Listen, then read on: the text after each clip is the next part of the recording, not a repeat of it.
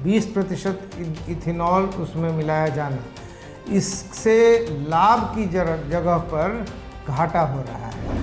आंकड़ा जोड़िए तो 24,000 लोगों का ये मानना था कि इथेनॉल के कारण माइलेज घट गया है। काफ़ी कुछ प्रॉब्लम्स आ रहे हैं, गाड़ी के पार्ट्स ख़राब हो रहे हैं, माइलेज घट रहा है, तो ये सारी बातें आ रही हैं। ये भी बात है कि नितिन गडकरी को इसका लाभ मिल रहा है, उसके परिवार को इसका लाभ मिल रहा है। ब्राज़ील ने 1970 से इथेनॉल को प्रमोट किया जी। लेकिन वह आज जहां पहुंचा है उसमें लोगों को काफ़ी समय दिया, यहाँ समय नहीं दिया गया है। पाइपलाइन को इथेनॉल के हिसाब से बनाया जाए जिसमें रस्टिंग नहीं हो, जो लोहे का या रस्ट पैदा करने वाले पदार्थ का नहीं हो, कोटिंग हो उसके ऊपर, तो ये मौका नहीं दिया गया। नमस्कार, जोहार, आप देख रहे हैं विमर्श न्यूज़। मैं हूं आकाश आपके साथ। आज हमारे पूरे बहस का विषय है इथेनॉल। अभी आपने सुना होगा कि गाड़ियों में करीब 2014 के बाद से लेकर अभी तक इथेनॉल पेट्रोल डाला जा रहा है, जिसे E20 पेट्रोल कहते हैं।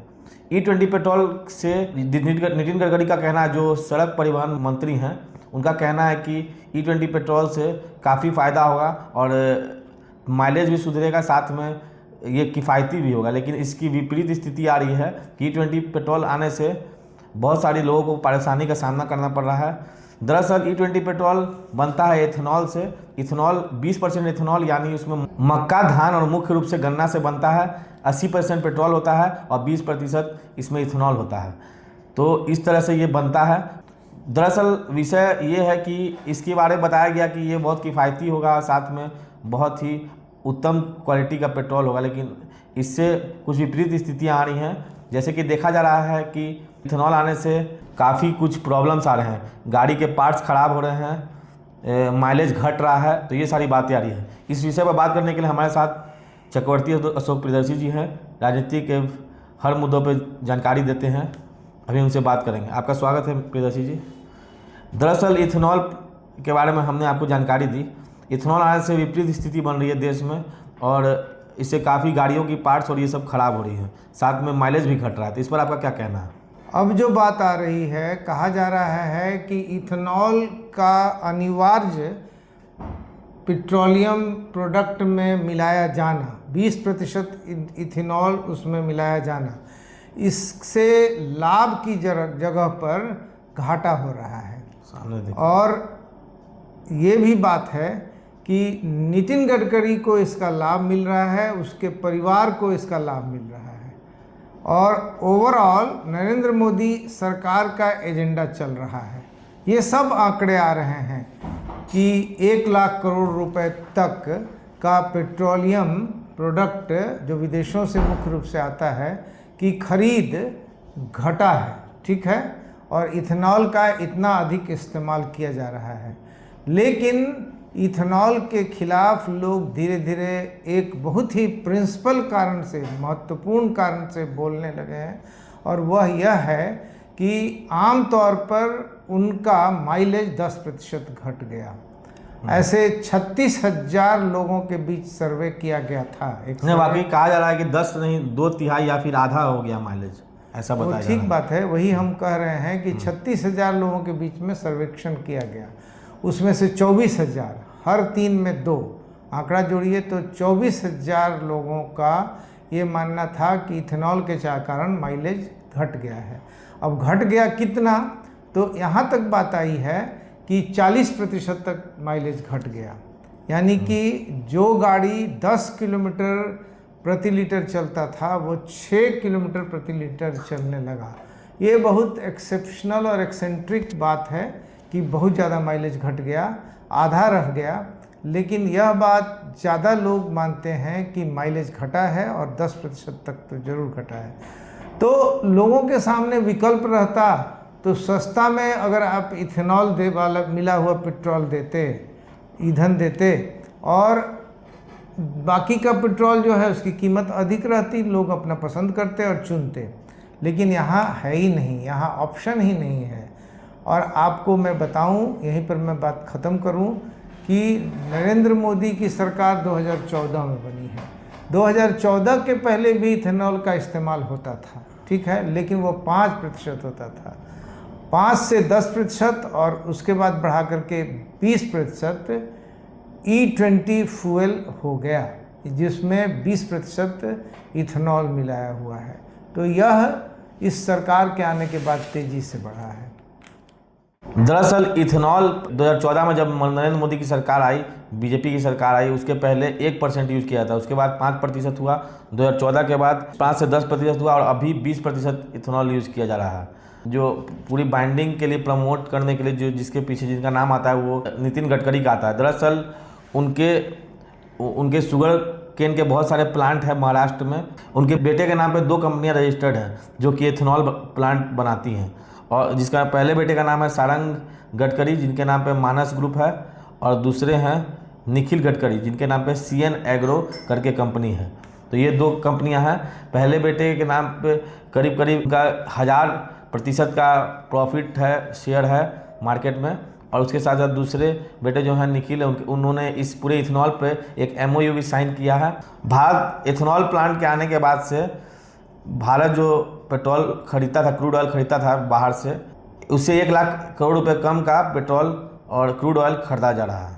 ये सारी बातें आई है। अब सवाल ये है कि नितिन गडकरी ने इथेनॉल को प्रमोट किया, इसके पीछे क्या वजह रही होगी, ये इनसे जानते हैं। देखिए, नितिन गडकरी बहुत ज़्यादा पुश सेल पर हैं। उनका विभाग कोई पेट्रोलियम विभाग नहीं है, रोड एंड ट्रांसपोर्ट विभाग है, परंतु वो इथेनॉल पर बहुत जोर देते रहे। और उसके पीछे एक बात है कि उनके जो 2 बेटे हैं, एक का नाम है सारंग गडकरी और दूसरे का नाम है निखिल गडकरी, और सारंग गडकरी की जो कंपनी का नाम है मानस है, और निखिल गडकरी का जो कंपनी है वो एग्रो कंपनी है, CN एग्रो, ठीक है, CN एग्रो कंपनी है। तो इनको बहुत मुनाफा हुआ। इनका जो टर्नओवर होता है शेयर में बहुत बढ़ गया, काफ़ी बढ़ गया, डिस्प्रपोर्शनेट बढ़ गया। ठीक है।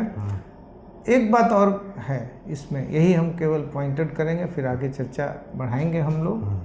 कुमार आकाश, देखिए, ब्राज़ील ने 1970 से इथेनॉल को प्रमोट किया जी, लेकिन वह आज जहां पहुंचा है उसमें लोगों को काफ़ी समय दिया। यहाँ समय नहीं दिया गया जी। गाड़ियाँ लिख रही थी, उसमें 3 गाड़ियाँ हैं, एक तो रेनो गाड़ी, दूसरा आपको टोयोटा और तीसरा हुंडई। तीनों ने अपने शर्तों में जो बुक देते हैं ये लिखा था कि इथेनॉल के लायक हमारा प्रोडक्ट नहीं है, इथेनॉल यूज़ कीजिएगा तो वारंटी हम नहीं देंगे। ठीक है, हमारे वारंटी की शर्त का वायलेशन होगा, वारंटी नहीं देंगे। लेकिन बाद में सरकार की तरफ से दबाव आया क्योंकि सरकार इथेनॉल को पुश कर रही थी। तो ये पुश सेल है, हमारे पास ऑप्शन नहीं है, विकल्प नहीं है। प्रोडक्ट अच्छा है, यह कह के विकल्प रहना चाहिए कि हम चाहें तो खरीदें, और चाहें तो हम अच्छा प्रोडक्ट है तो सस्ता होने की वजह से खरीदें, चाहे महंगा भी हो तब भी खरीदें। तो यह नहीं है। ठीक है। और ब्राज़ील ने 1970 से लोगों को समय दिया, तो 30 और 25 कम से कम 55 वर्ष का एक लोगों को स्पेस मिला। वहाँ भी एग्रो प्रोडक्ट होता है, वहाँ भी शुगर का प्रोडक्ट है, शुगर केन है। ठीक है।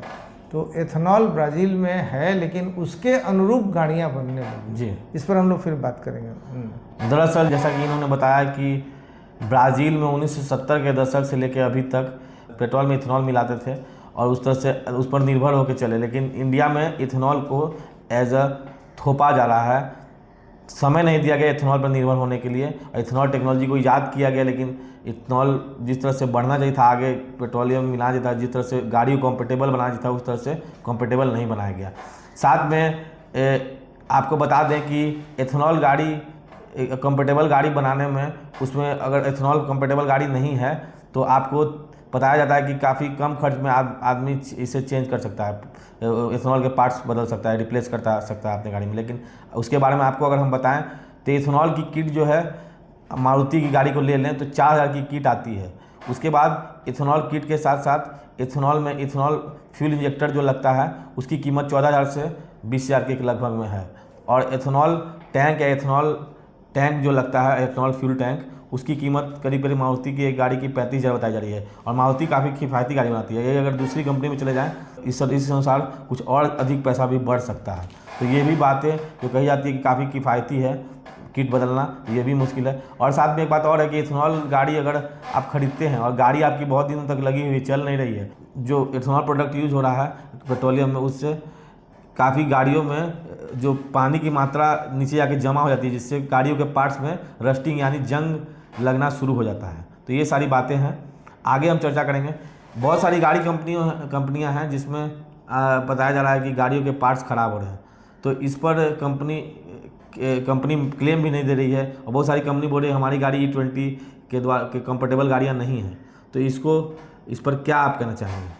नहीं, पहले तो टोयोटा, हुंडई और रेनो तीनों ने कहा कि इथेनॉल वाले को हम वारंटी नहीं देंगे, लेकिन बाद में गवर्नमेंट का जो अपना स्टडी है उसका हवाला दे करके, उसको मान करके दबाव पड़ा होगा, वो अब तैयार हैं इथेनॉल प्रोडक्ट के लिए और उसको भी वारंटी देते हैं।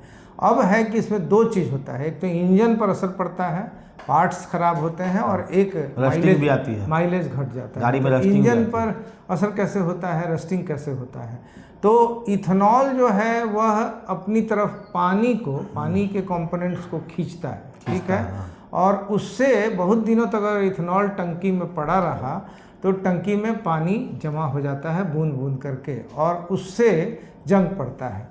तो इसका तरीका है कि इथेनॉल के हिसाब से कंपेरेबल गाड़ी हो, केवल टंकी नहीं, जो फ्यूल पाइपलाइन है, जो बहुत सेंसिटिव चीज़ है, अपने आप फ्यूल पहुंचता है जहां पहुंचना है और बराबर मात्रा में पहुंचता है, तो उस पाइपलाइन को इथेनॉल के हिसाब से बनाया जाए, जिसमें रस्टिंग नहीं हो, जो लोहे का या रस्ट पैदा करने वाले पदार्थ का नहीं हो, कोटिंग हो उसके ऊपर, तो ये मौका नहीं दिया गया। अब ये भी कहा जाता है, जैसा कि आपने अभी थोड़ी देर पहले कहा, कि इथेनॉल के दृष्टिकोण से गाड़ी में किट बदला जा सकता है। तो ठीक है, तो ये तो हमारे ऊपर ही पड़ा ना, जनता के ऊपर खर्चा पड़ा। अब बाहर से कोई चीज़ ला रहे हैं तो वो गाड़ी के साथ कुछ समय लगेगा, जब उसका एक कंबाइन होने में टाइम लगेगा, कंबाइन होने में समय लगेगा।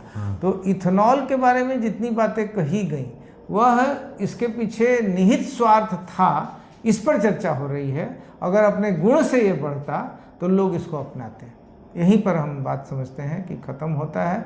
नितिन गडकरी एक समय बहुत चर्चित व्यक्ति थे, ठीक है, आज उनकी तरफ उंगली उठ रही है क्योंकि वो बेटों के इंडस्ट्री को, लेकिन ये बात उतनी बड़ी नहीं है क्योंकि बेटे उनके जितना इथेनॉल प्रोडक्ट बेच रहे हैं उससे बहुत ज़्यादा पूरे भारतवर्ष से अनेक पार्टनर्स हैं बेच रहे हैं, ठीक है। तो इन सब चीज़ों पर चर्चा चलती रहेगी और रीजनेबली बाद में सेटल हो। तो इथेनॉल पे हमने बहस की। इथेनॉल जो मिलाया जा रहा है E20 पेट्रोल, जो कि अभी काफ़ी चर्चा का विषय बना हुआ है। आपको हमारा ये विषय कैसा लगा? हमने इस पर आपके सामने बातें रखी और जानकारियाँ रखी। कैसा लगा आपको हमारा ये वीडियो? कमेंट सेक्शन में जरूर बताएं और अपना बहुमूल्य कमेंट के साथ साथ निंदनीय कमेंट जरूर बताएं, क्योंकि जिससे हमारे वीडियो में कुछ कमी रह गई हो उसे हम सही कर पाएँ। तब तक के लिए मैं आकाश, कैमरा पर्सन के साथ, धन्यवाद। जोहार।